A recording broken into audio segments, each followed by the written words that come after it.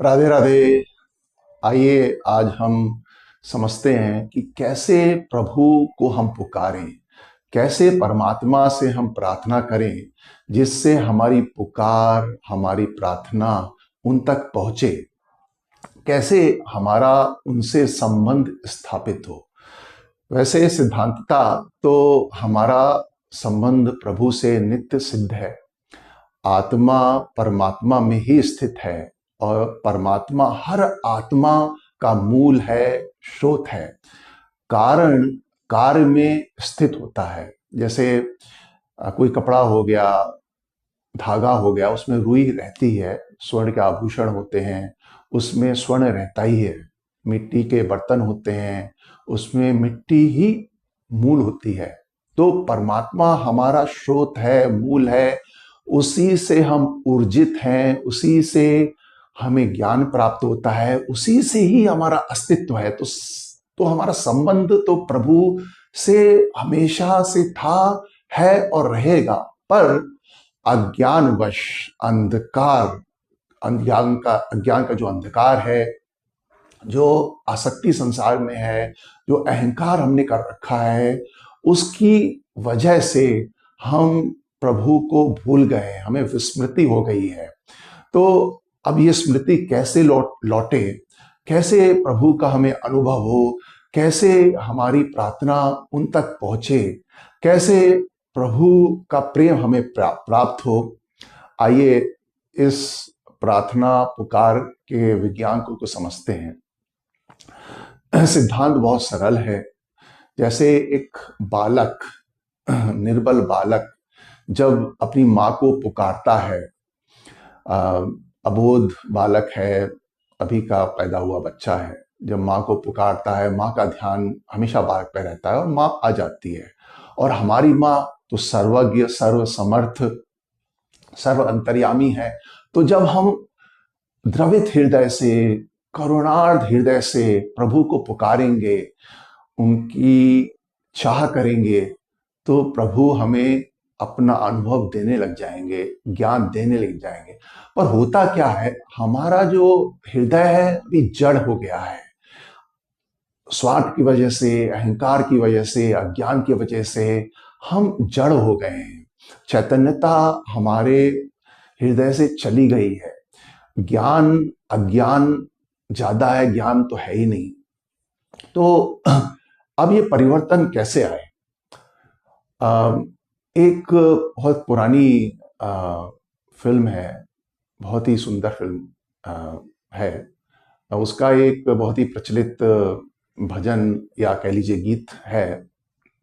उसके उदाहरण से मैं आपको कुछ रूपरेखा बताता हूँ कैसे प्रार्थना और पुकार करनी है। ये प्रार्थना ही है वैसे। उसके बोल कुछ ऐसे हैं। ऐ मालिक तेरे बंदे हम, ऐसे हो हमारे करम, नेकी पर चले और बदी से डरे, ताकि हंसते हुए निकले दम। देखिए, यहाँ कुछ लोग प्रार्थना कर रहे हैं प्रभु से कि प्रभु हम नेक मार्ग पे चलें, हम बदी से डरें। सबको पता होता है कि सही क्या है, गलत क्या है। आपका हृदय बता देता है। आपको बुरा लगता है जब कोई आपको दुख देता है, और यही हमें दूसरे के लिए ध्यान रखना है। और हम समझते भी हैं कि दूसरे से के प्रति हमें अन्याय नहीं करना है, उसको दुखी नहीं करना है। तो ये नेकी का मार्ग है। सबको अपना समझना है। हम एक ही माता पिता के सब परिवार के हैं, सब बालक हैं। तो जब हम एक दूसरे का ध्यान रखेंगे, एक दूसरे को सहयोग करेंगे, एक दूसरे को प्यार करेंगे, तो माता पिता प्रसन्न होंगे। और जब माता पिता प्रसन्न होंगे तो उनकी कृपा हमें मिलेगी, उनका प्यार हमें मिलेगा। तो यहाँ पर वो जो प्रार्थी है, वो कह रहा है कि हम प्रभु, हम नेकी पे चलें, बदी से डरें, ताकि हमारा मन शांत रहे। पाप करने से, दूसरे को दुख देने से मन अशांत हो जाता है।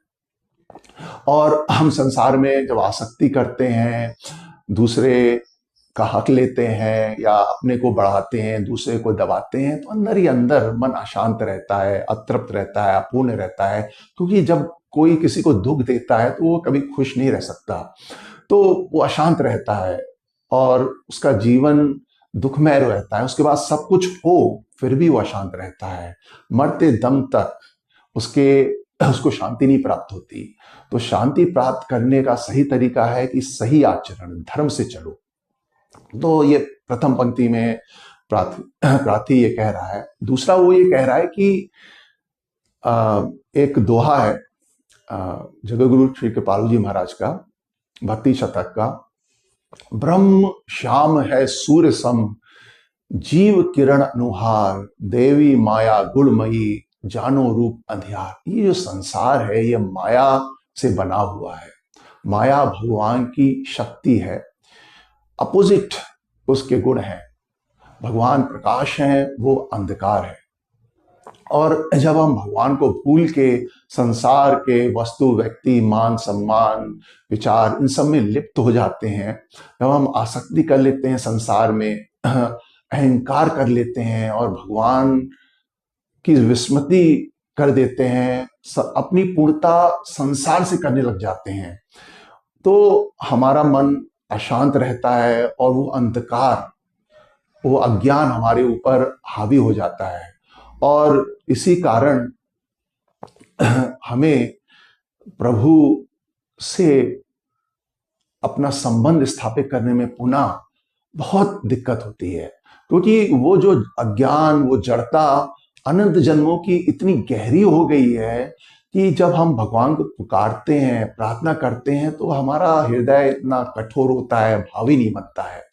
तो यहाँ पर गीत में, प्रार्थना में कहा गया है, ये अंधेरा घना छा रहा, तेरा इंसान घबरा रहा, पर तू जो खड़ा है कृपालु बड़ा, तेरी कृपा से धरती थमी है, तेरी रोशनी में वो दम जो अमावस को कर दे पूनम।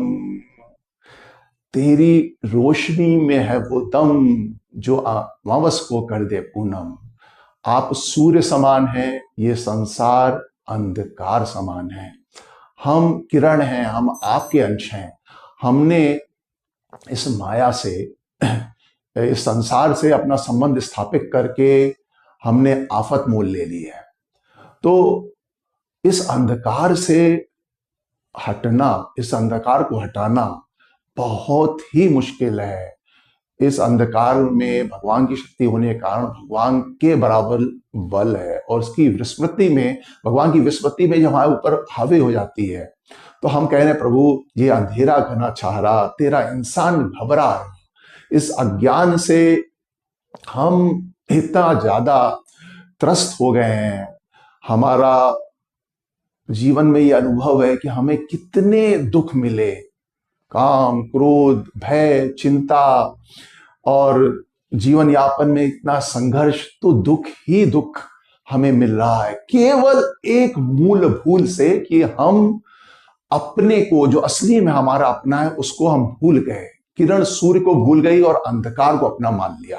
अगर किरण सूर्य को याद करने लग जाए, उसको पुकारे, उससे प्रार्थना करे कि हे प्रभु, हे माता पिता, हम तुम्हारे हैं, ये अंधकार बहुत घना है, मैं घबरा रहा हूं, मैं असमर्थ हूं इसको दूर करने में। अनंत अंधकार है, एक किरण तो उसमें खो जाएगी, वो कहां से इस अंधकार को दूर होगी। पर तेरी रोशनी में है वो दम जो अमावस को कर दे पूनम, जो अमावस की रात्रि, घनी अंधकार की रात्रि में भी रोशनी कर दे, वो प्रकाश है आप। तो प्रभु मैं आपकी शरण में आया हूं। इस भाव से, इस ज्ञान से, इस निर्बल भाव से जब हम प्रभु को पुकारते हैं, तो हमारा जो हृदय होता है वो द्रवित होता है। हम अपनी यथार्थ स्थिति समझते हैं। देखिए, प्रभु का जो स्वरूप है सच्चित आनंद का, हम किरण हैं, हम एक लहर हैं, प्रभु सूर्य हैं, अनंत बड़ा सूर्य, अनंत सागर की लहर हैं हम उनके अंश हैं, पर हम सीमित हैं, अणु हैं, मतलब अनंत अणु हैं, और प्रभु अनंत बड़े हैं। उनका ऐश्वर्य इतना बड़ा है कि हम उनके सामने कुछ भी नहीं है। आप जरा संज्ञान लें इस आकाश गंगाओं का। अनंतानंद असंख्य ग्रह हैं, तारे हैं, हमारे सूर्य से अनेक गुना बड़े सूर्य हैं, और जो हमें दिखता है ये आकाश गंगाएं यही नहीं है, यह अनंता अनंत है। तो आप सोचिए कि हम एक सीमित शरीर में व्याप्त हैं, और प्रभु जिसकी कोई सीमा नहीं है, अनंत अनंत ब्रह्मांड में प्रभु का ऐश्वर्य है। तो एक नगण्य जीव उस महान ईश्वर को प्राप्त करने की क्या सोचे। केवल उसमें ये एक भाव रहता है कि वो मेरे अपने हैं, उनसे हमारा जन्म हुआ है, उन्होंने हमें प्रकट किया है, हम उनके सनातन अंश हैं। इसलिए इस अधिकार से वो प्रभु को पुकारता है, और ये हिम्मत करता है कि ये आशा करता है कि प्रभु हमारी सुनेंगे। तो भगवान का ऐश्वर्य, भगवान का ज्ञान, छोटा मोटा ज्ञान हम किसी विषय में ले लेते हैं, वो भी हम भूल जाते हैं, 4 चीजें हमें ध्यान रहती नहीं है। और परमात्मा अनेकानेक जीवों के कर्म हर क्षण, अनंत काल से अभी और अनंत काल तक वो नोट करते हैं। हर जीव क्या अच्छा सोच रहा है, क्या बुरा सोच रहा है, क्या अच्छा किया, क्या बुरा किया, जिससे बाद में उसको प्रारब्ध के रूप में उसको वो स्थिति परिस्थिति दें, जिससे वो सीखे कि हमें ये सोचे कि हमें ये दुख क्यों मिला, हमने तो कुछ कर नहीं किया, पहले किया आपने। तो भगवान इस संसार में न्याय व्यवस्था को देखते हुए, सब एक हैं, सब अपने हैं, तो आप किसी को दुख क्यों दो, किसी के साथ अन्याय क्यों करो। तो भगवान ये कार्य करते हैं बिना कुछ मूल्य लिए। तो आप सोचिए, भगवान की स्मृति, भगवान का ज्ञान अनंत है। छोटी चीजें भूल जाते हैं, छोटा सा ज्ञान हम जब पढ़ते हैं कोई परीक्षा में, फिर 4 महीने बाद भूल जाते हैं। और प्रभु तो अनंत है, उनकी क्षमता अनंत है। तो हम कितने नगण्य हैं ये हम समझे। हमें अहंकार तो बहुत बड़ा होता है कि हम भी कुछ हैं, पर यथार्थ स्थिति में हम कुछ भी नहीं है। क्या हमारा ऐश्वर्य है, थोड़ा बहुत धन कमा लेते हैं, थोड़ा बहुत हम प्रसिद्धि पा लेते हैं। भगवान की तुलना में तो हमारा कुछ स्थान ही नहीं है।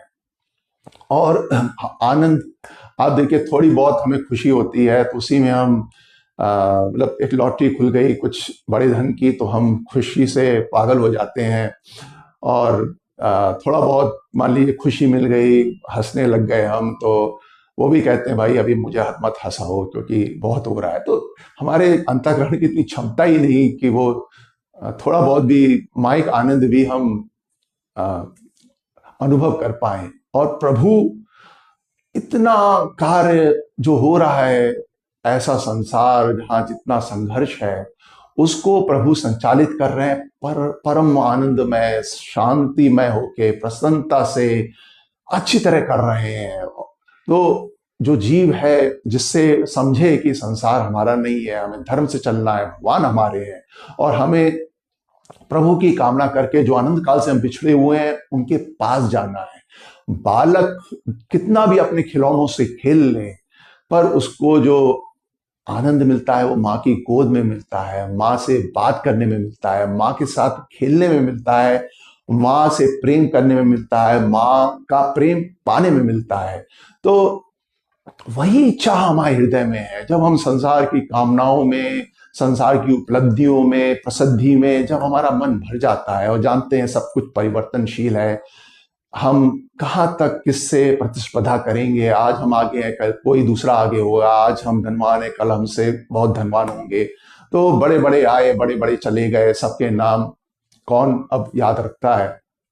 तो और जीवन काल में भी हमारा एक अनुभव रहता है कि इतना संघर्ष करके सब कुछ हम संसार का प्राप्त करते हैं, लेकिन अपूर्ति, अतृप्ति बनी रहती है, क्योंकि ये संसार का आनंद हमारा असली आनंद है नहीं। आत्मा चैतन्य वस्तु है, चैतन्य जो स्रोत है, जो परमात्मा है, उनका आनंद प्राप्त करके ही हम प्रसन्न होंगे। तो बालक को अपने माता पिता का प्यार जब मिलेगा, वो आनंद स्वरूप ही है, रसो वही सा, भगवान का जब प्रेम रस मिलेगा तब हमें असली आनंद मिलेगा, तब हमें पूर्णता का अनुभव होगा। तो ये पंक्तियों में कहा जा रहा है कि प्रभु आपकी प्रकाश से यह अंधकार दूर होगा। अब जब भगवान कृपा करते हैं हमारे ऊपर, तो प्रभु हमें किसी संत से मिला देते हैं। हरि कृपा गुरु मिले गोविंद राधे। जगत गुरु कृपाल जी महाराज कहते हैं कि हरि की कृपा होती है जब प्रभु देखते हैं कि हमारा बालक अब संसार से त्रस्त हो गया है, वो मेरी कामना कर रहा है, अब मेरी गोद में आना चाहता है। तो वो जो अपने जन हैं, जो उनको प्राप्त किए हैं, उनका ज्ञान है उनके पास, और कैसे उनको पाना है उनको पता होता है, उनके मार्गदर्शन में ही हम प्रभु को पा सकते हैं। तो वो हमें उनसे मिला देते हैं। तो जो हमारी पुकार होती है प्रभु से, वो पूर्ण होती है संत को, महापुरुष को पाके। और संत हमें बताता है कि देखिए, असली में हमारा भगवान है, वही हमारे माता पिता सब कुछ हैं, और हमें जो मन है वो संसार से हटा के भगवान में लगाना है। हमने जो स्वार्थ बुद्धि कर रखी है और इतने अपराध कर रखे हैं, इन सबको छोड़ना है। हमें प्रेम करना सीखना है, त्याग करना सीखना है, सेवा करना सीखना है, सबको संसार को देना है, संसार से कुछ लेना नहीं है, और सबकी सेवा करनी है जिससे भगवान खुश हो, और प्रमुख रूप से भगवान से प्यार करना है। भगवान को अपना मानकर उनकी प्रसन्नता के लिए सब कार्य करने हैं, लोगों को उनके बारे में बताना है। और माँ तो प्रसन्न होगी जब कोई भूला बालक, उसको तो पता चले कि उसकी असली माँ कौन है, और उसको प्राप्त करके सब कुछ प्राप्त हो जाता है। तो वो संसार में एक भिखारियों की तरह क्यों घूमेगा, वो अपने असली माता पिता की फिर चाह करेगा। तो इस गीत में, इस प्रार्थना में जो आगे की पंक्तियां हैं, उसमें कहा गया है, बड़ा कमजोर है आदमी, अभी लाखों है इसमें कमी। और एक और पंक्ति है, देखिए, जब हम इस पथ पे चलते हैं, अध्यात्म के पथ पे चलते हैं, तो जब हम अच्छा बनने की कोशिश करते हैं, तो समाज में, व्यवहार में, सेवा में, परिवार में, सब माया के अंडर में है। सब में काम, क्रोध, लोभ, मोह, मद, मात्सर्य, स्वार्थ बुद्धि है। राग द्वेष होता है, क्रोध होता है, द्वेष हो जाता है, अकांड कांड हो जाते हैं, लोग एक दूसरे को दुख देते ही हैं, प्रताड़ित करते हैं। आप अच्छा भी करोगे तो कोई आपको अच्छा नहीं समझेगा, क्योंकि वो प्रतिस्पर्धा का जो भाव बना हुआ है, उसमें भी सोचता है दूसरा कि इसका कोई मतलब है, इसलिए ये कुछ कर रहा है। तो जो आगे की पंक्ति है, वो बुराई करे हम भलाई करें, वो बुराई करे हम भलाई करें, नहीं बदले की हो भावना।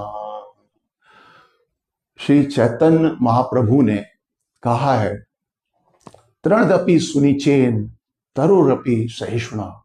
हमें जो तृण होता है, जो घास होती है, उसके बराबर, उससे भी ज्यादा विनम्र बनना है, झुकना है। देखिए, संसार में हर आदमी बड़ा बनना चाहता है, दूसरे से स्वार्थ सिद्ध करना चाहता है, दूसरे से दबाना चाहता है। स्वार्थ बुद्धि, संसारी जो आनंद है, जो संसार की वस्तुएं हैं, व्यक्ति हैं, मान सम्मान है, जो विचारधारा है, उसके लिए जो आनंद वाकई में उसको कुछ पूर्ति नहीं देता है, उसके लिए वो अपने भाई बहनों को दुख देता है। तो संसार में तो प्रतिस्पर्धा है ही, और स्वार्थ के लिए संघर्ष है ही। तो लोग आपको बुरा बुरा भला बोलेंगे, आप अच्छाई भी करोगे तो आपके साथ बुरा हो सकता है, आपको बुरा भला कहा जाएगा, आपके वस्तु, व्यक्ति, मान सम्मान, इन सब की क्षति होती है, हो सकती है। संसार में ये सब मान के चलना चाहिए कि आप जब कोई कल्याण के मार्ग पे चल रहे हो तो संसार आपको अच्छा नहीं कहेगा, बुरा ही कहेगा, क्योंकि आप जा रहे हो भगवत मार्ग में और वो संसार को सही मांगते हैं। तो अभी वो अज्ञान में स्थित हैं। जब वो जागेंगे तब वो समझेंगे कि वाकई ये हमें सही बात बता रहा था, वाकई ये हमारा भला चाहता था। मैं अनंत जन्मों से इस कामनाओं के बुखार में ग्रसित हूं और ये मुझे ठीक करने के लिए औषधि बता रहा था, पर मैंने माना नहीं, मैंने इसको उल्टा दुख दिया।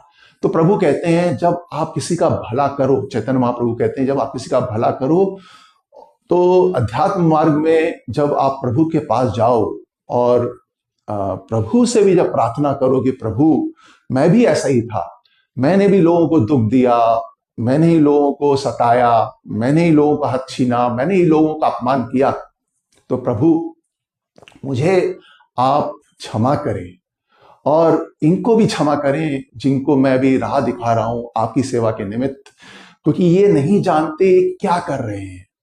तो इस भाव से आप ये पंक्ति लीजिए, वो बुराई करें हम भलाई करें, नहीं बदले की हो भावना। तो देखिए इसमें बदले की भावना ना हो, क्योंकि सब अज्ञान में स्थित है। तो जो अंधकार में अज्ञान में है वो एक विक्षिप्त स्थिति में है। तो कोई ऐसे व्यक्ति का कहा हुआ करा हुआ, कोई शांत चित्त व्यक्ति, प्रसन्न व्यक्ति क्यों उसको लेगा, अन्यथा वो समझता है कि मेरा ही भाई है, अभी दुखी है। जो दुखी व्यक्ति होता है वही दूसरे को दुख देता है, तो वो कृपा करता है, वो बुराई करें तब भी हम भलाई करें। और इसकी आगे की पंक्ति है, बस उठे प्यार का हर कदम, बस उठे प्यार का हर कदम, और मिटे गैर का ये भरम। हमारा हर कदम, हमारी हर क्रिया प्रेम की हो, त्याग की हो, सहनशीलता की हो, नम्रता की हो, दीनता की हो। हम घास की तरह, कोई उस पर पैर भी रख दे तो वो झुक जाए, पर उसका कल्याण हो, क्योंकि वो हमारे माता पिता का बालक है, माता पिता को खुश होगी। और ये त्याग करके, ये दुख सह के आप भी पवित्र हो रहे हैं। जो आपने कभी ऐसा किया था उसका ही आपको हो सकता है कर्म फल मिल रहा हो, जिससे आप पवित्र हो रहे हैं।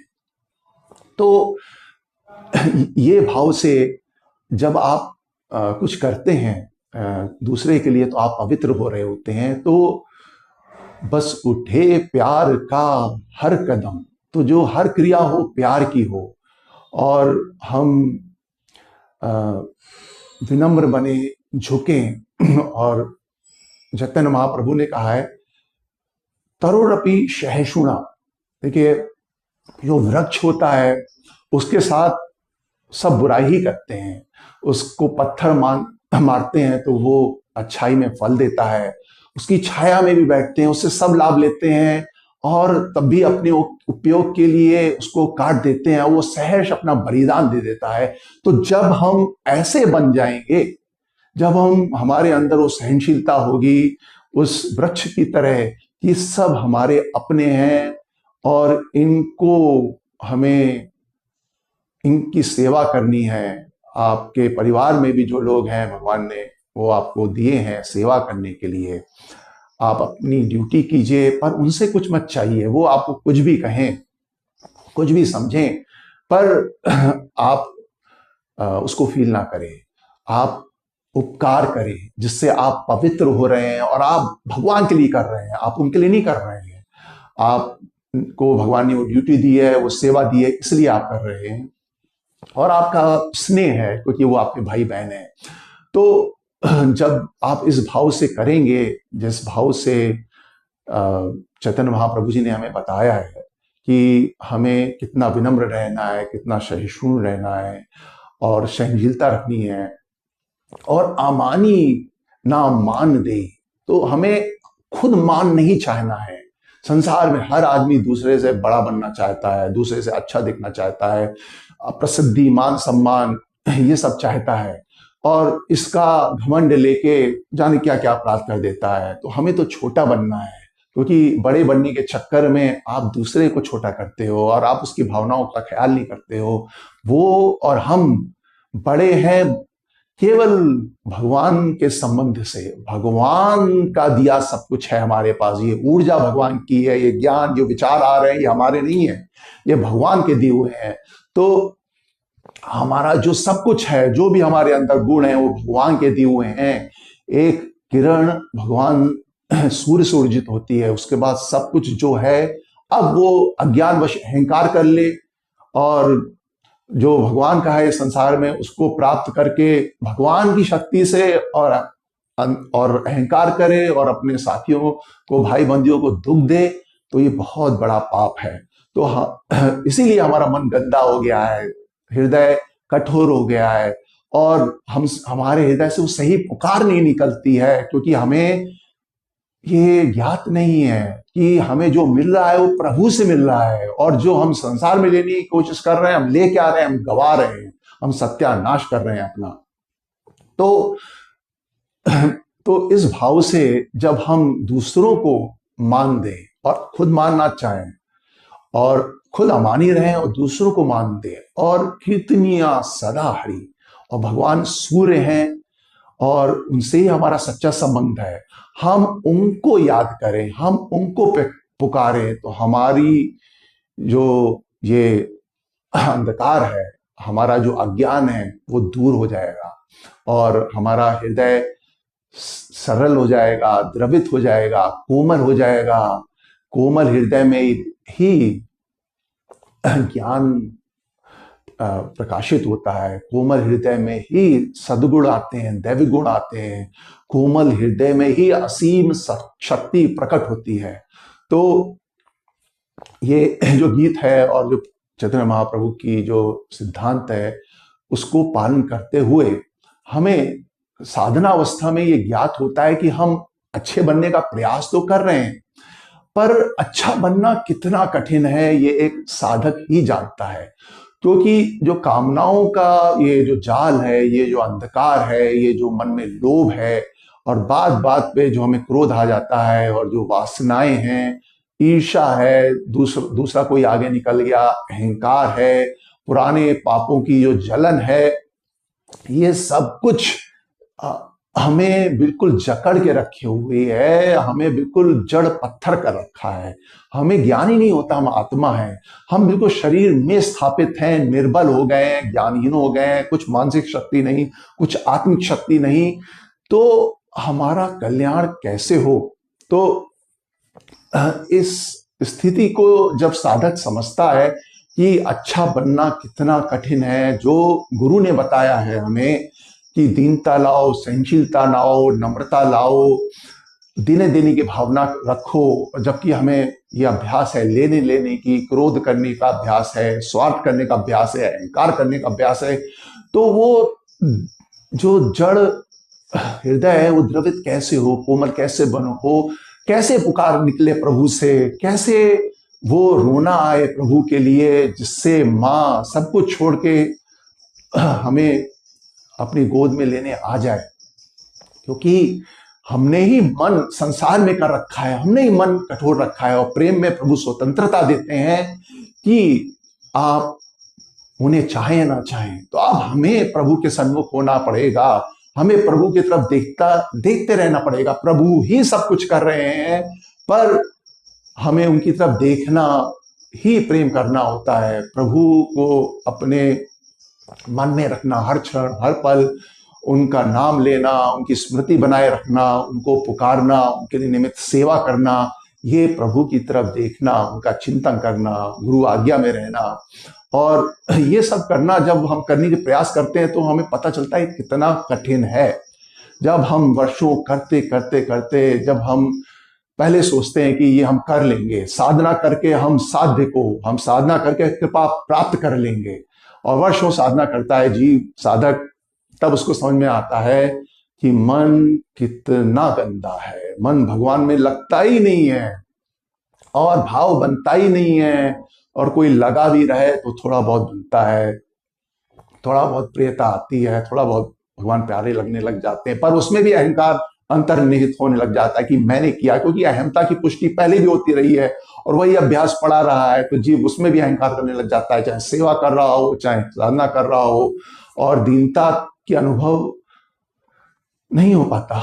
और बिना दीनता के, बिना अपने को छोटे माने, बिना अपने को कुछ ना माने, हम उस स्थिति में नहीं पहुंचेंगे कि हमारा जो हृदय है वो कोमल हो और हम प्रभु को पुकारें, क्योंकि हमारे पापों ने हमारे हृदय को जड़ बना दिया है, अहंकार आसक्ति ने। तो जब हम करते करते थक जाते हैं, हिम्मत नहीं आते हैं, हमारी हार में ही हमारी जीत है, ये अगर हमें कोई बता दे और हम करते रहें, साधना करते रहें, और करते करते अपना बल एक दिन हम समझ जाएंगे कि ये हमसे नहीं होगा, ये गुण साधन से नहीं होई, तुम्हारी कृपा पाए कोई कोई, तुम्हारी कृपा तुम्ही रघुनंदन, जानत भगत भगत उर चंदन।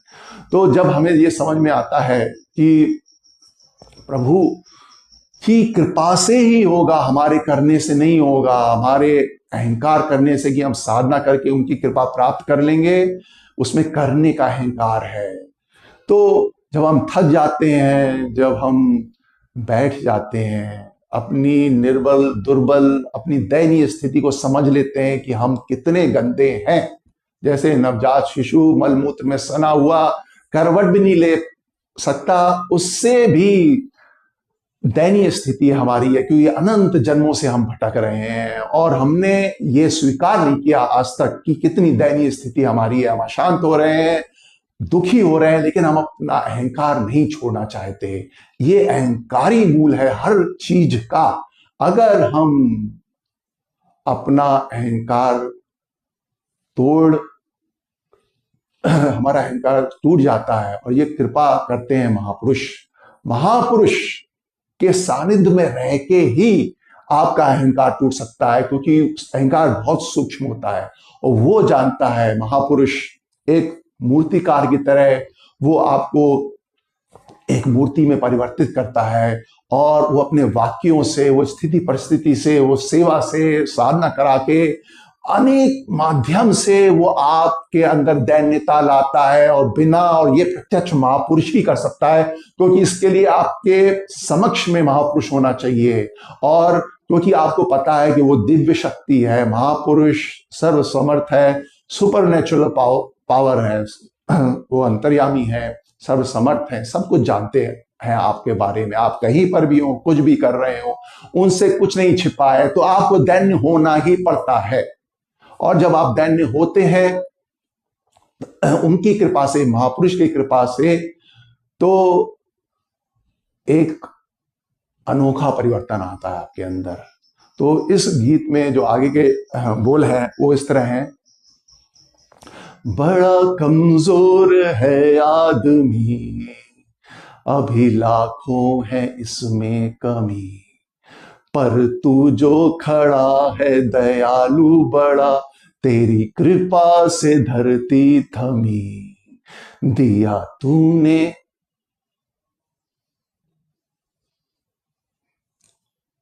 क्षमा करें, दिया तूने हमें जो जन्म, तो प्रभु ने जो हमें जन्म दिया है, तू ही झेलेगा हम सबके गम। तो ये प्रभु से जब हम ये अपनी स्थिति बताएंगे कि हम कितने कमजोर हैं, कितना कमजोर है आदमी, अभी लाखों है इसमें कमी। जब आप साधना करते करते थक जाएंगे, तब भी आपको पता होगा कि आपको माया कभी भी पटक सकती है। आप वर्षों उम्र भर साधना कर लें, तब भी माया आपको मिट्टी में मिला सकती है। तो जब आपको यह संज्ञान होता है कि आप कितने कमजोर हैं, माया का जो अंधकार है इतना गहरा है कि बड़े बड़े ज्ञानियों योगियों को मिट्टी में मिला देता है। तो आज के कलयुग के जीव की क्या विसात। तो वो जब अपनी वो असली दृष्टि, अपनी असली स्थिति समझता है, तो वो कहता है बड़ा कमजोर है आदमी, अभी लाखों है इसमें कमी, पर तू जो खड़ा है दयालु बड़ा। क्योंकि आप हमारे माता पिता है, माता कभी अपने शिशु को दुखी नहीं देख सकती। अगर वो खेल रहा है और वो नहीं माँ की गोद में आना चाहते तो ठीक है, पर जिस दिन बालक करुणा भाव से माँ को पुकारेगा उस दिन मां नहीं रुक पाएगी। तो ये भाव, ये ज्ञान समझ के जब आप अपनी स्थिति को समझ के आप भगवान को पुकारते हैं और ये जानते हैं कि वो कितने दयालु हैं, कृपालु हैं, प्रेम स्वरूप हैं, प्रेम हरि को रूप है, त्यों हरि प्रेम स्वरूप, एक होए दो यों लसे, जैसे सूरज अरु धूप। भगवान प्रेम, भगवान का अस्तित्व ही प्रेम है। भगवान प्रेम तत्व से बने हुए हैं, देना देना देना, ये भगवान का स्वरूप है। जब दूसरे को वो दुखी देख ही नहीं सकते, जो खुद ही असीम आनंद है वो दुख देख ही नहीं सकता, सूर्य अंधकार देख ही नहीं सकता, वो स्वभावता ही प्रकाश करता है, स्वभावता ही दुख दूर कर देता है। तो हम प्रभु से जब प्रार्थना करते हैं कि प्रभु हमें पता है कि आप कितने दयालु हैं, कृपालु हैं, करुणामय हैं, ज्ञानमय हैं, मैं तो बस अब निर्बल होके अपनी वास्तविक स्थिति जानकर आपको पुकार रहा हूं, तो प्रभु अब मुझे अपने गोद में ले लो, मैं अनंत जन्मों से भटक रहा हूं, ये मेरे करने से नहीं होगा, ये गुण साधन ते नहीं होई, तुम्हारी कृपा पाए कोई कोई। तो कौन पाता है भगवान की कृपा? जो साधन ही बलहीन होके, दीन भाव रख के, विनम्र होके, सहनशील होके, कोमल हृदय से प्रभु को पुकारता है, प्रार्थना करता है, तब उसका हृदय द्रवित होता है। तो इस गीत में जो पंक्तियां हैं ये यही दर्शाती हैं कि हम प्रभु की कृपा के बिना कुछ भी नहीं। उन्होंने ही हमें जन्म दिया है, वही हमारा उद्धार करेंगे, वही कर सकते हैं। एक संख्या, सीमित संख्या, अनंत नहीं हो सकती। प्रभु का प्रेम पाके ही हम पूर्ण होंगे। उसी अनंत आनंद की चाह हमारे हृदय में है। हम कुछ भी पालें संसार में, पर हमारी तृप्ति नहीं होगी जब तक हमें परमात्मा का आनंद, प्रेम, अपनापन, उनका लोक, उनका दर्शन नहीं मिलेगा। तो ये जो प्रार्थना का भाव होना चाहिए, ये पुकार का भाव होना चाहिए, तो निश्चित भगवान प्रकट होंगे, क्योंकि उनकी अद्भुत कृपा होती है जिसका उन पे अटूट विश्वास होता है। हमारा उन पे अटूट विश्वास इसलिए नहीं हो पाता क्योंकि हमें लगता है कि हमें कुछ करना होगा। अरे हम क्या कर सकते हैं? भगवान अनंत हैं, उनका ऐश्वर्य अनंत है, उनका ज्ञान, उनका आनंद, जो कुछ भी है सब उनका है। उसके सामने तो हम कुछ भी नहीं है, हम तो नगण्य हैं। तो जब उनकी महिमा जान के, पर उनको सबसे प्यारा है अपनापन, क्योंकि हम जैसे भी हैं, अच्छे हैं, बुरे हैं, तो भगवान के, और अज्ञानवश केवल संसार की तरफ देखने के कारण वो अज्ञान हमारे ऊपर हावी हो गया है। मूलतः हम शुद्ध आत्मा हैं, ईश्वर अंश, जीव अविनाशी, चेतन अमल, सहज सुख राशि। ये मन गंदा है, हम गंदे नहीं हैं, हम तो अमल हैं, हम तो चैतन्य रूप हैं।